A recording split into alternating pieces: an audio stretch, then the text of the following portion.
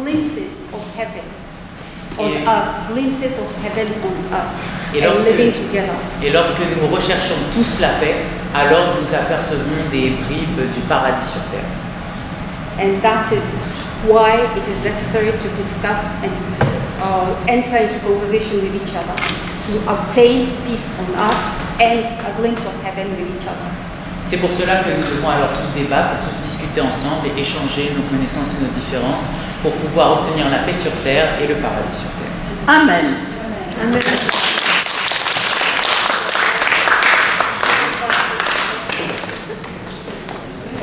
C'est beau. Merci beaucoup.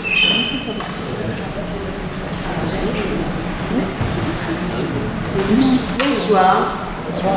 Eh bien, je sens que je vais avoir un grand moment de solitude après tout ça. Jacqueline, présidente.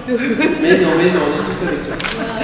Donc, vous l'avez tous compris, enfin, peut-être pas sans religion, disons, la partie non-croyante, c'est l'amour. Voilà. Donc, j'ai entendu des choses intéressantes. J'adhère automatiquement. Ici, quand je viens ici, je suis très bien. J'aime être ici. Tu es chez toi. Je suis chez moi, effectivement. Donc pour nous, les non-croyants, c'est une question d'éducation.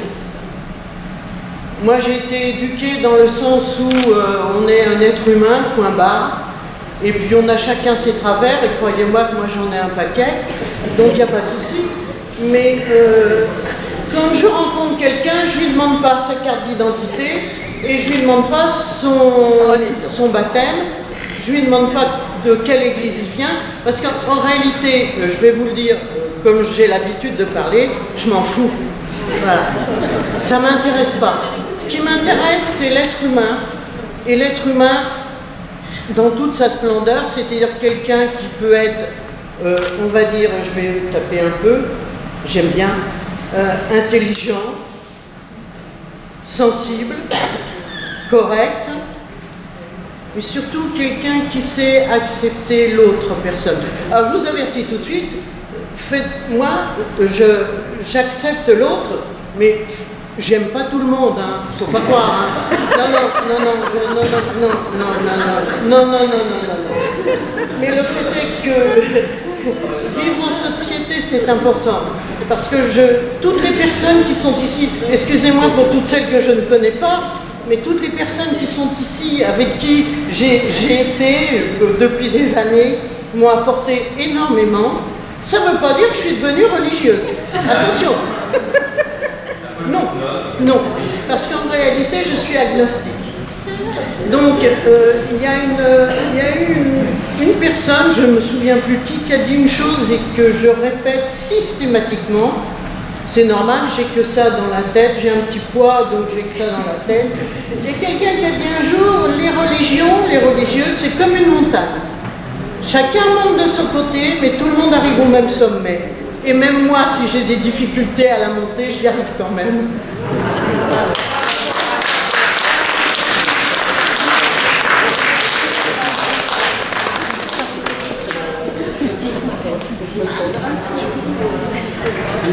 Moi, je m'appelle Solange. Je représente notre président Serge Benaïm et la synagogue de la Roquette. C'est la synagogue de ma famille. D'ailleurs, il y a le nom de mes parents un peu partout. Et donc, je suis contente de vous recevoir, monsieur, puisque j'ai travaillé pendant 25 ans en Égypte, au Caire, dans une usine qui s'appelle Texmar, où j'ai rencontré un monsieur exceptionnel à qui je pense très fort aujourd'hui, parce que quand je suis arrivée pour travailler chez lui, il connaissait ma religion, il savait que j'étais juive, et la première chose qu'il m'a emmené voir, c'est la grande synagogue du Caire, qui était fermée, mais qu'on a ouverte pour moi.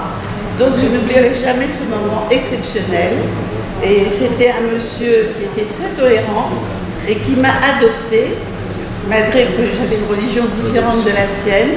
Nous sommes restés amis pendant 40 ans et ce soir je pense très fort à lui et je prie pour lui pour que son âme repose en paix.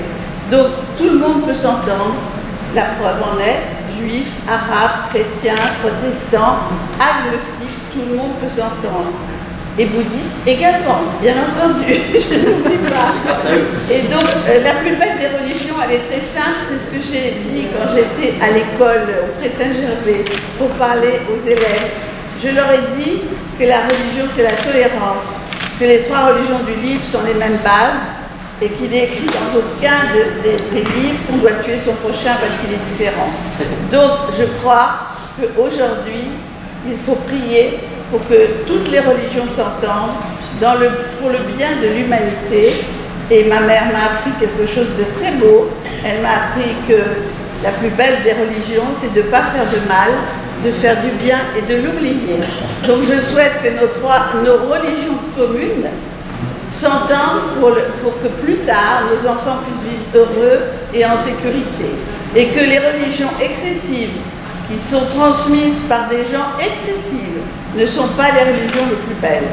Parce que toutes les religions sont belles, ça dépend de la personne qui l'interprète. Alors, essayons de transmettre à nos enfants, à nos amis, à nos collégionnaires, à ceux qui sont différents de nous, une des plus belles religions, c'est d'aimer et d'aimer son prochain. Et je souhaite que ce soit le cas. Je vous souhaite à tous le meilleur et je vous remercie d'être tous venus. Et je remercie Naïma qui a organisé ça avec Alexandre et Serge Benaïm. Donc merci à vous tous, portez-vous bien et ayez une belle vie et aimez votre prochain. Voilà.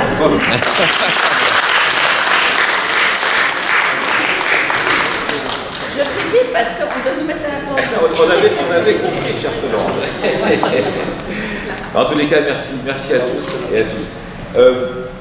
On va poursuivre nos échanges avec la Fondation MAD, car il est question d'envoyer des volontaires en service civique en Égypte. Cela fait plus de 10 ans que des volontaires français ne sont pas allés en Égypte. Donc 10 ans après, c'est long 10 ans. C'est un retour aux sources en quelque sorte, une coopération qui reprend. Et on est fiers que ce soit avec notre association CIeux que la Fondation MAD ait choisi de reprendre ce langage, ce dialogue, cet échange. Pensez-vous, cher Emad, qu'il soit possible pour les jeunes volontaires qui partiront au Caire et à Alexandrie avec l'Institut français, puisqu'ils seront en mission dans les bibliothèques du réseau de l'Institut français, également dans les écoles du réseau, les écoles francophones du réseau de l'Institut français. Pensez-vous, cher Emad, qu'il soit possible pour ces jeunes d'organiser un temps d'échange dans une mosquée, une église, et peut-être même dans la nouvelle synagogue d'Alexandrie, qui vient juste d'être construite, puisque vous avez fait cette annonce.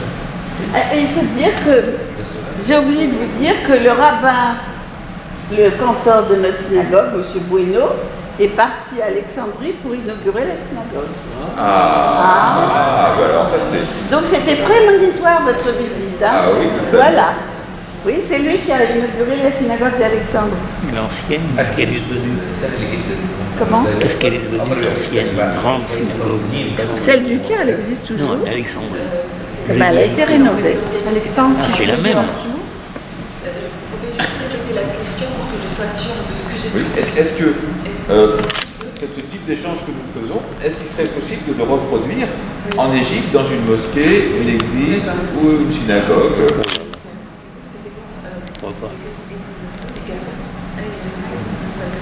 Moi, je pense que oui, c'est possible. C'est possible, oui. Il faut juste organiser ça, en fait. Mais c'est très possible, c'est faisable. Avec plaisir. Eh bien voilà, voilà comment un dialogue local devient global, tout simplement à travers l'échange de bonnes pratiques. Comment, pardon?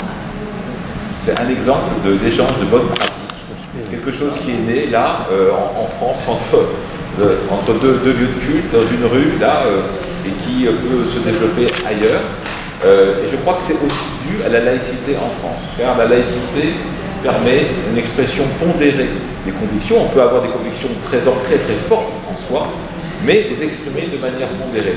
Et en France, on a ce climat pondéré qui fait qu'on n'a pas peur de dialoguer, d'échanger, parce qu'on sait qu'on ne va pas heurter l'autre, on va le respecter. Dans d'autres pays où les religions ont pignon sur rue, où elles sont pleinement respectées, il y a parfois une petite hésitation, car on a peur que d'un dialogue, il y ait des malentendus. Donc, il n'y a pas de dialogue interreligieux, l'échange comme nous le faisons. Il y a autre chose. Il y a des coopérations entre les religions pour apporter des couvertures l'hiver, par exemple, ou échanger des plats. Oui, mais du dialogue en tant que tel, non, parce que dans certains pays, il n'y a pas justement cette pondération qui existe en France grâce à la laïcité. Et je crois que c'est aussi une expérience que nous pouvons partager, nous, en France. En tous les cas, merci infiniment, cher Evan, de votre venue. Merci à toutes et à tous. Et j'espère que ce n'est pas la dernière fois que nous voyons en France, que de nouveau, il y aura de nouveaux échanges. Et nous vous laissons la parole en dernier pour conclure. Akid. On attend son invitation en Égypte. Ah oui.